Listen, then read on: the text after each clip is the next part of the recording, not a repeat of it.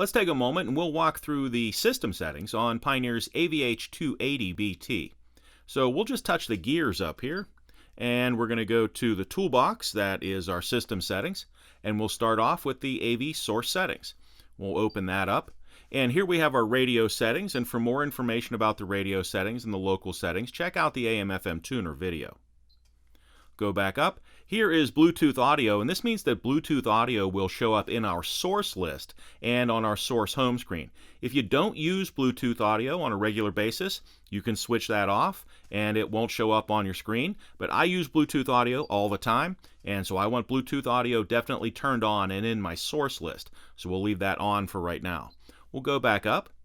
Next up is Everscroll. Here we can switch Everscroll on or off, and this is information scrolling across the screen when you're playing back music from MP3 or Bluetooth audio.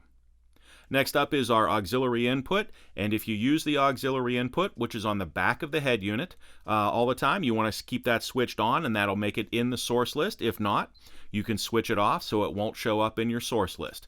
We'll leave that on for right now.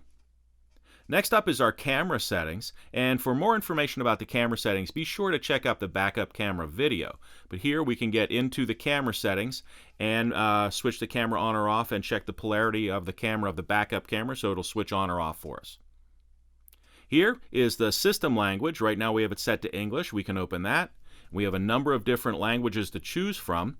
Make sure if you choose a language here that you can read that language. I'm going to choose English for right now and go back up. Let's scroll down, and next up is our restore settings. Here we can set the system back to its factory settings if we want to. We're not going to do that for right now. Next up is the beep tone, and right now the beep tone is turned on. And what that means is every time I touch the screen I can hear a beep. If you don't want to hear that beep tone, you can switch it off here. Now when I touch the screen, you don't hear any beep tone. But I like to hear that beep tone. It confirms for me that I've touched the screen, so I'm going to leave it on. Next up is our touch panel calibration. Let's open that. And we can calibrate the touch panel by saying yes here. And we can touch each of the four corners of the screen. And when we're done, we press home to say that we've completed that.